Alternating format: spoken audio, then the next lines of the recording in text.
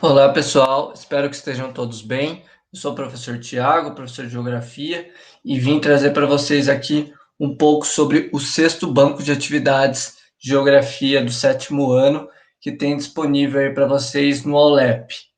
Então, a gente já trabalhou o quinto banco de atividades, que trabalhava sobre a região sudeste. A gente trabalhou no quinto banco de atividades os aspectos naturais da região sudeste, população e a população da região sudeste, tá? No sexto banco também entra sobre a economia e urbanização da região sudeste, que é um pouco a continuação da aula sobre a população da região sudeste. Nesse vídeo, a gente vai trabalhar já para o próximo assunto do sexto banco de atividades, que já introduz o assunto novo, que vai ser os aspectos naturais da região sul. Então, a gente vai descer mais ao sul do Brasil, da região sudeste, vamos passar ali, atravessando a fronteira entre São Paulo para o Paraná, atravessando a região sudeste para a região sul.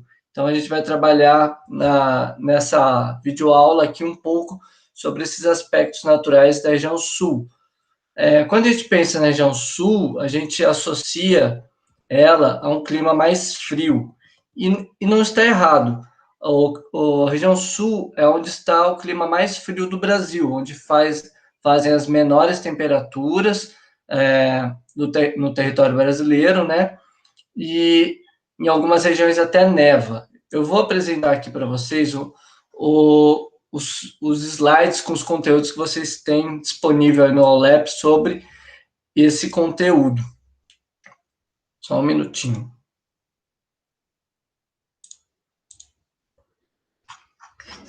Então, a gente tem aqui o sexto banco de atividades, os aspectos naturais da região sul. Então, ele vai abordar aqui, primeiramente, os estados que constituem a região sul, né? A gente tem 3 estados, sendo a menor região do Brasil. É o Paraná, Santa Catarina e Rio Grande do Sul. Paraná, capital Curitiba, Santa Catarina, capital é Florianópolis, enquanto o Rio Grande do Sul, sua capital é Porto Alegre, tá?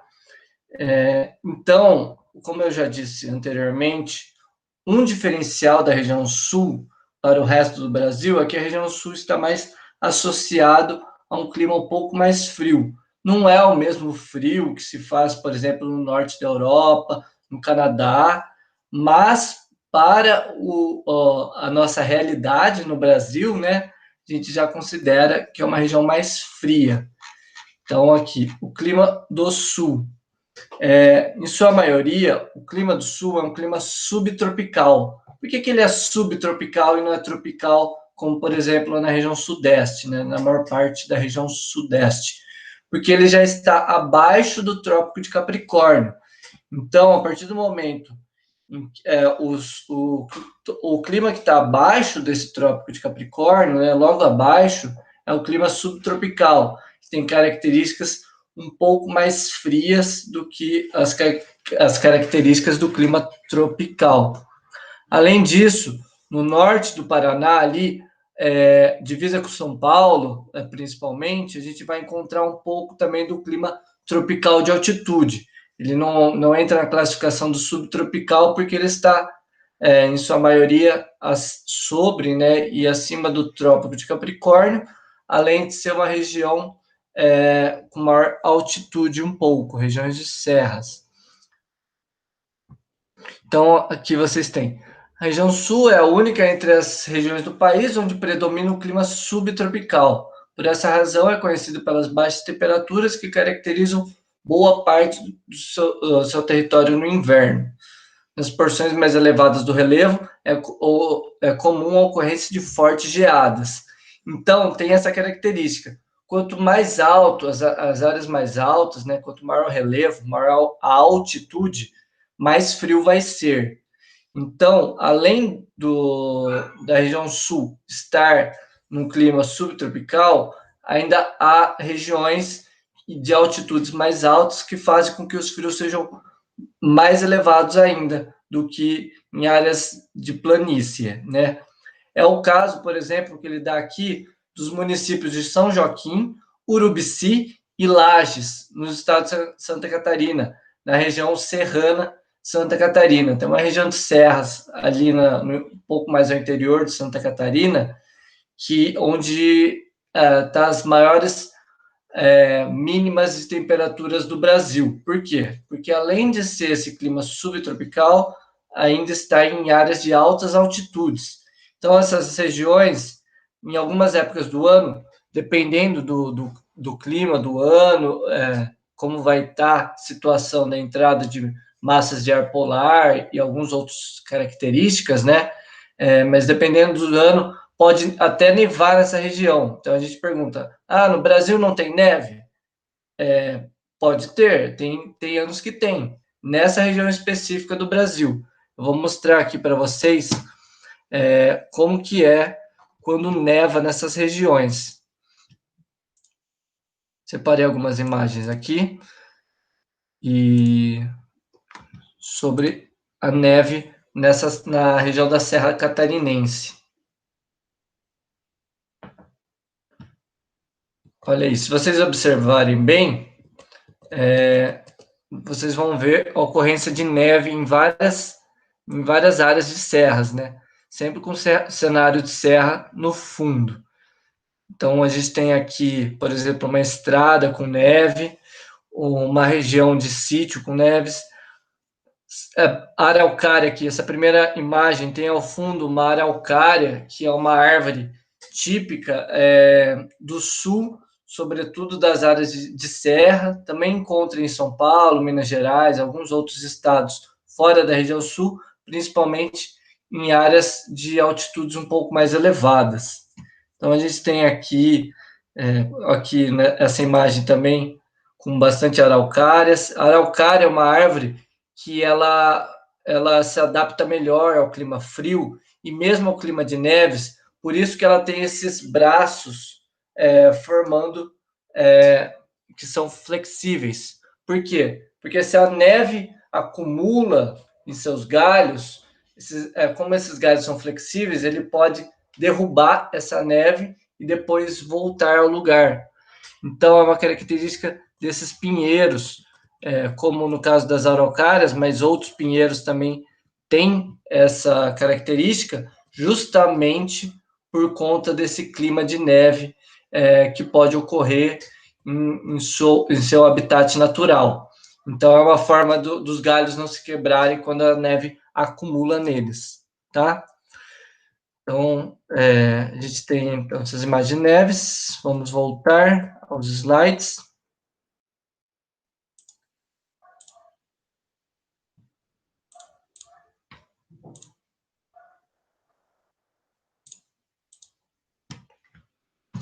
Então, voltando aqui.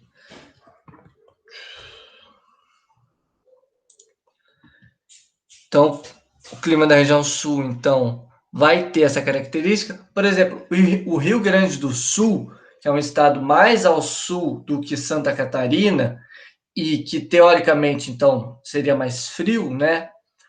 Ele acaba tendo, no geral, né, na maior parte de suas áreas, ele é um pouco mais frio do que Santa Catarina, mas ele não tem as cidades mais frias do Brasil, é o caso de Santa Catarina, justamente porque dessa questão da altitude. Santa Catarina ela tem uma serra com altitudes muito mais elevadas do que a maior parte do Rio Grande do Sul.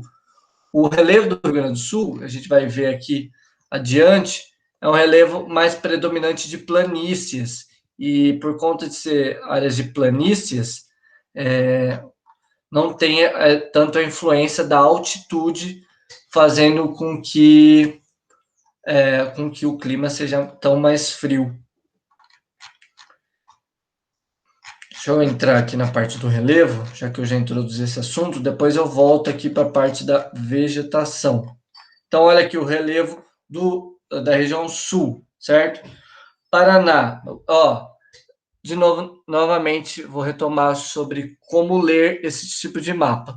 Quanto mais escuro, quanto mais vermelho escuro for laranja e vermelho, estiver no mapa, maiores as altitudes. Quanto mais cores claras, os amarelos claros e os verdes, menor altitude, áreas de planície. Áreas de planalto são áreas que estão em cores mais escuras, enquanto as áreas de planície, cores mais claras. Olha aqui o que eu falei do Rio Grande do Sul. Vejam aqui ao sul do Rio Grande do Sul, como o relevo é baixo, tá quase todo em verde aqui, que é de 0 a 200 metros, ou seja, uma área de planície, altitude muito baixa.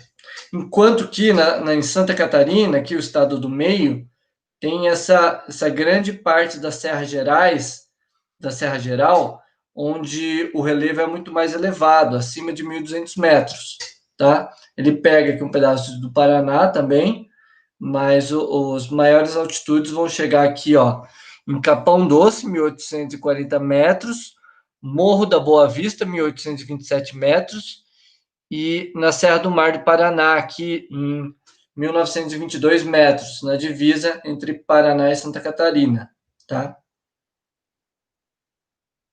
Então, aqui, o relevo do sul destaca-se a Serra Geral, onde encontramos os picos mais elevados da região. As planícies apresentam, sobretudo, no Rio Grande do Sul. Então, Rio Grande do Sul, sobretudo, planície, e as áreas mais de serras presentes, principalmente em Santa Catarina e Paraná.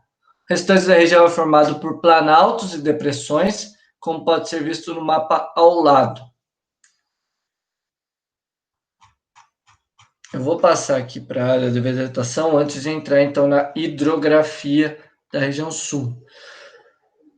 Vegetação do sul. Então, a gente tem, predominantemente, as matas de araucária, além da presença de florestas tropicais e dos campos, tá? Os campos são os estepes e pradarias, conhecido no Rio Grande do Sul também como os pampas gaúchos.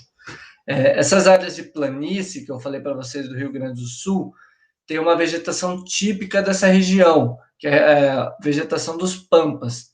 Lá é predominantemente de gramíneas, que são vegetações rasteiras, né, e vegetações mais baixas, onde é muito apropriado a criação de gado bovino, sobretudo. O gado pasta, né, nessas áreas, nessas gramíneas, se alimenta dessa vegetação de gramíneas, e por conta de ser uma vegetação plana e baixa, ele não precisa ficar fazendo muitos esforços, subindo serras, o que deixa o gado muito malhado e sua carne não é tão macia. Então, essa região dos campos, conhecido como os Pampas Gaúchos, é extremamente adequado para a criação de gado e tem como sua principal atividade agropecuária justamente a criação de gado bovino, por conta dessa facilidade de se criar o gado que se tem nessa área. Então, essa área aqui pintada de laranja, das estepes e pradarias, dos campos. Aí tem as matas de araucária, que são essa vegetação mais típica de áreas mais frias e de serras, como eu comentei para vocês, que vai ser essa árvore da araucária, que eu já citei aqui. Eu vou mostrar para vocês como que é o fruto da araucária, e que é o pinhão. É um fruto muito saboroso e que dá especificamente nessa região, na época do ano, na virada ali do outono para o inverno e parte do inverno. Então, vou mostrar aqui para vocês como que é esse fruto do pinhão, para quem ainda não conhece. Normalmente se cozinha ele na água, né? Você faz em pratos salgados ele, e dá para comer com arroz, fazer arroz com pinhão, fazer várias receitas com ele. Então ele é assim, ele é desse formato, tá? Ele no pé, ele é assim. Aí quando você abre, ele tem isso, uma estrutura que ele vai se desmanchando, como se fosse um alho em sua estrutura. Ele vai soltando seus gomos, tá? E aí o gomo tem uma casca, e quando você vai comer, você retira essa casca depois de cozido, né? Olha aqui como ele fica. E fica dessa maneira, sem a casca, já pronto para comer, depois de cozinhar ele. É um fruto bem saboroso e típico da região sul. Então, voltando aqui.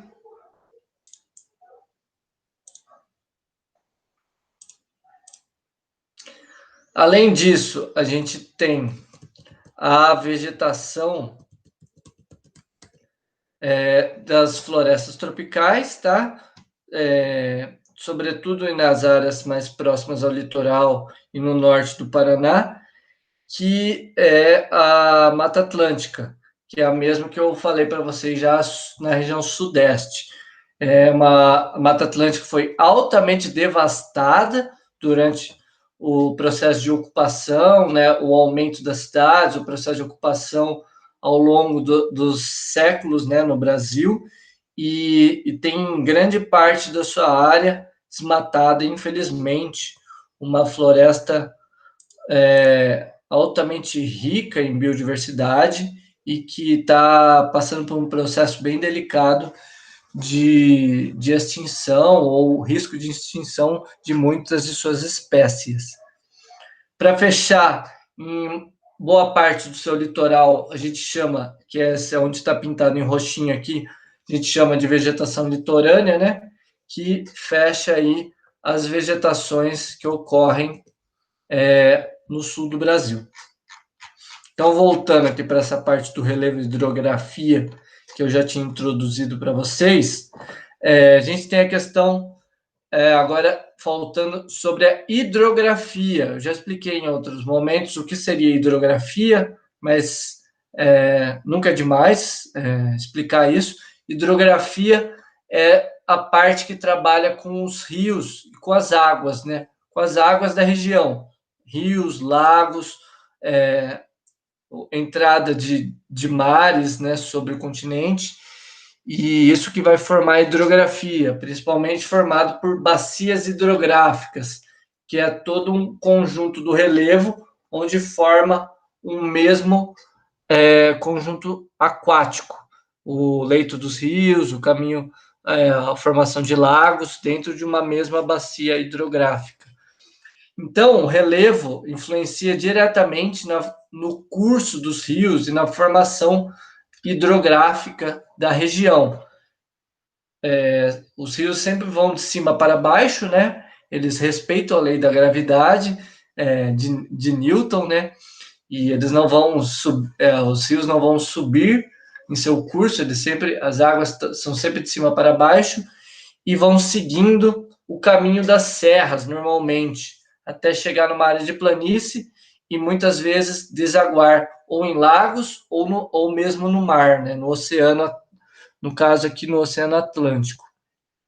A gente tem nessa região muitos rios internacionais, que eles perpassam por mais de um país. Por exemplo, é o caso de dois grandes rios da região, o Rio Paraná e o Rio Uruguai.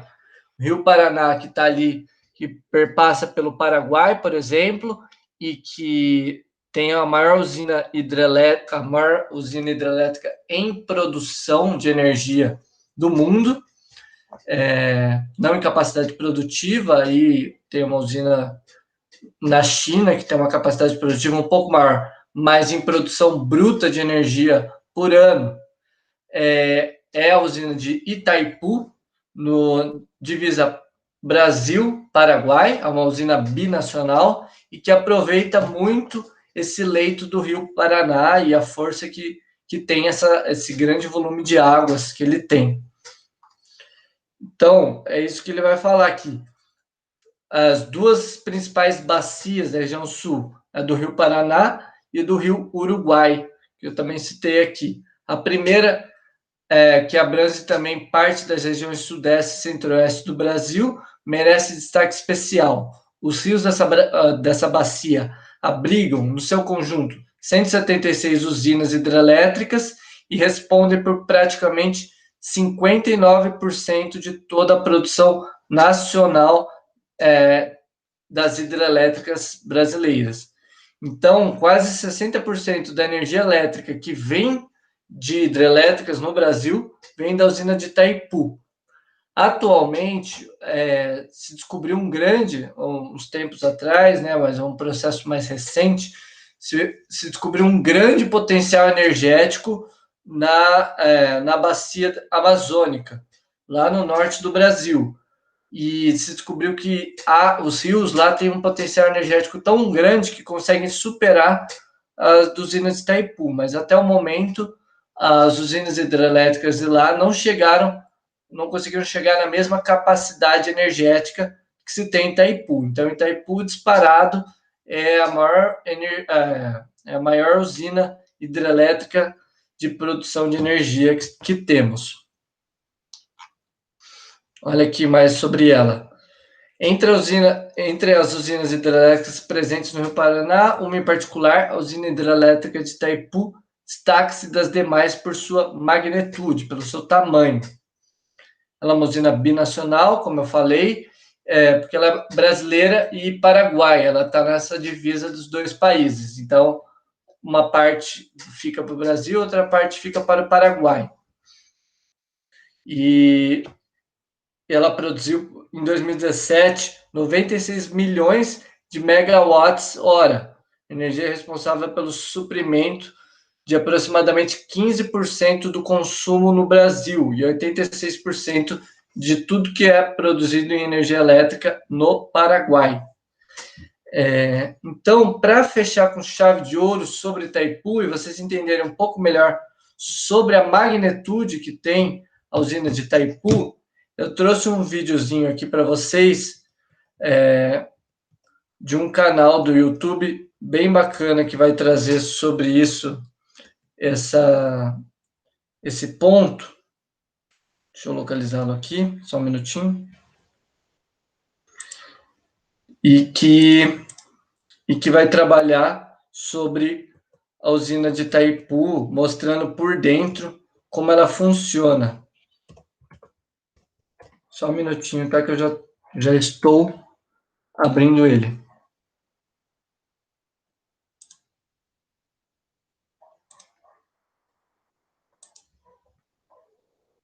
A água que está vindo lá de cima. A caixa é de aço e aqui a gente consegue...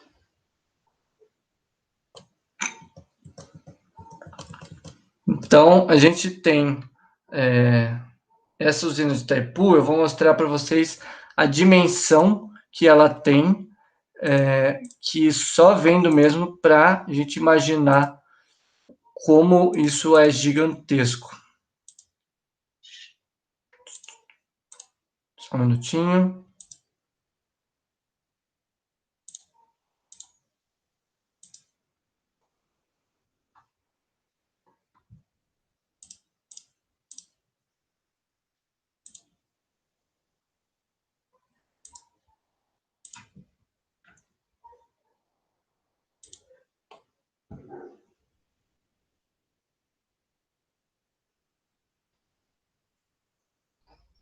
Hoje você vai...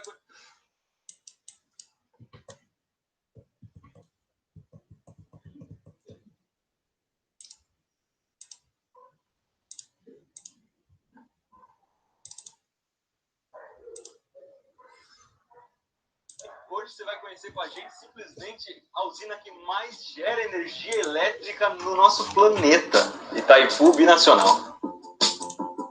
Se você é meio preguiçoso para estudar geografia, Itaipu fica no extremo oeste do estado do Paraná. Esse rio que a gente está vendo aqui embaixo, por acaso, se chama Rio Paraná e está na divisa entre o Brasil e o Paraguai. Então, Itaipu é uma usina que é dividida entre o Brasil e o Paraguai, por isso que ela chama usina binacional. Nesse momento, eu estou pisando, por exemplo, em território paraguaio, porque eu estou do lado de cá do Rio Paraná. Rapidinho, como é que funciona a geração de energia hidrelétrica? Essa barragem está cheia d'água até o topo. Por isso a gente diz que essa água tem energia potencial gravitacional, que é energia que vai ser liberada quando a água descer por gravidade. E é isso que ela vai fazer. Ela vai descer por esses canos e vai chegar lá embaixo numa turbina. Essa turbina vai girar. Então, a energia potencial gravitacional já se transforma em energia cinética, que é a energia do movimento, e o giro da turbina vai acionar um gerador de energia elétrica, desses que a gente está acostumado a ver no Manual do Mundo, e a gente já tem energia elétrica, simples assim. De uma ponta até a outra, a barragem de Itaipu tem 7,9 km, uma parte da barragem de terra, a outra parte de pedra, e essa parte central, que a gente está vendo aqui, que é onde gera energia, é feita de concreto. O que a gente vai ver nessa primeira parte do nosso vídeo é como é que as pessoas fazem para garantir que isso aqui nunca vai arrebentar e levar embora a cidade de Foz do Iguaçu, que está um pouquinho mais para baixo. Ó, a gente desceu até o fundo da estrutura da barragem, aqui já é o leito do Rio Paraná, ou seja, a gente chegou na pedra em que a barragem foi construída em cima. Aqui a gente está na cota 40, lá em cima está na 220, são 180 metros abaixo do nível da represa. Nesse momento eu estou exatamente aqui embaixo.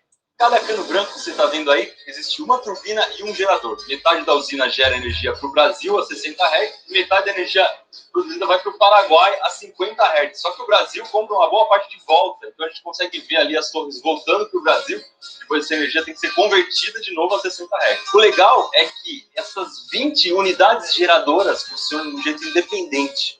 E hoje uma está parada. Adivinha só onde a gente vai entrar agora. Tá vendo essa linha amarela aqui embaixo?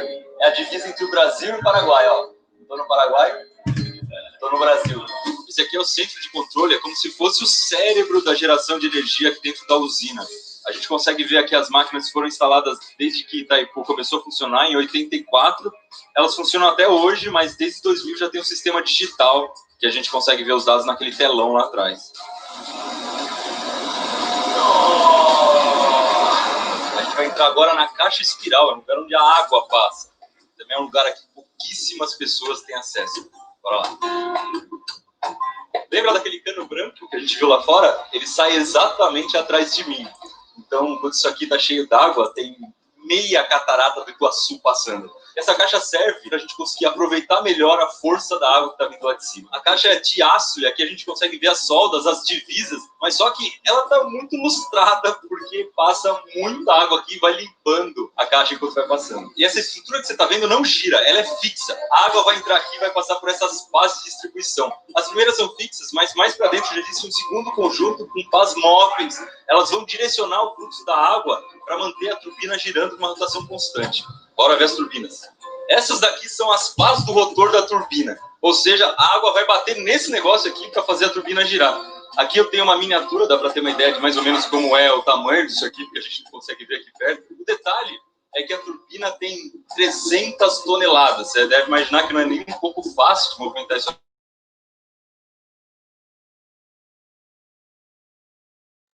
Se você pudesse olhar de fora esse lugar onde eu estou, ele teria mais ou menos esse formato aqui. A água entra por essa ponta, claro que seria oco e não sólido como esse, e ela vai sendo distribuída para a turbina, que estaria aqui no meio.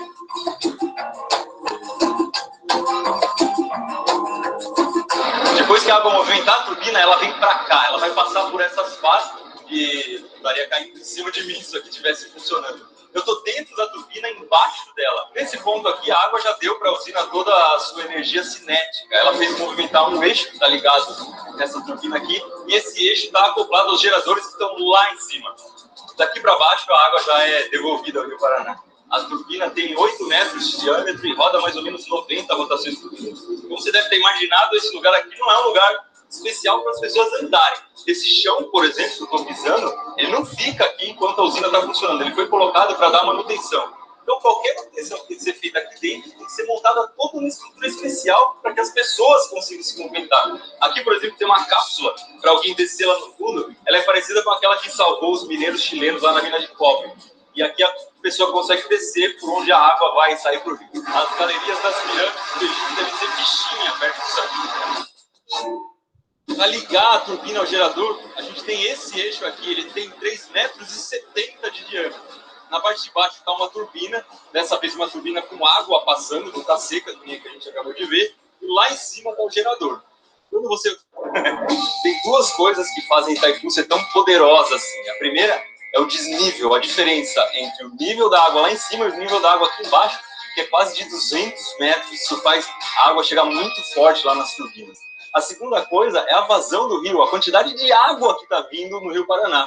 E tem um terceiro fator interessante, é que rio acima tem 54 usinas que elas podem regular a quantidade de água que chega até aqui em Itaipu, garantindo que seja uma boa vazão o ano inteiro. E é aqui que termina o ciclo de Itaipu. A água que passou pelas turbinas, que gerou energia, está saindo aqui lá por baixo. A gente consegue ver ela ressurgindo ali, formando um borbulhamento. Aquilo que está espirrando não saiu da turbina, que lá é refrigeração. E a energia elétrica a gente consegue ver indo embora por essas linhas. Lá para sua casa, onde você está assistindo esse vídeo com energia gerada aqui em Itaipu, provavelmente, hein? Então, vocês têm esse vídeo feito pelo Manual do Mundo, que é um canal do YouTube que ele traz bastante curiosidades e essas questões aí, e que trouxe um pouco sobre a magnitude que se tem essa usina de Itaipu, maior hidrelétrica em produção de energia elétrica do Brasil. Então, gente, eu vou ficando por aqui. Espero que vocês tenham as atividades para fazer do Aulep sobre esse 6º bloco de atividades aqui. E espero que vocês consigam agora melhor responder essas questões, tá? Bons estudos a todos e qualquer dúvida podem me procurar.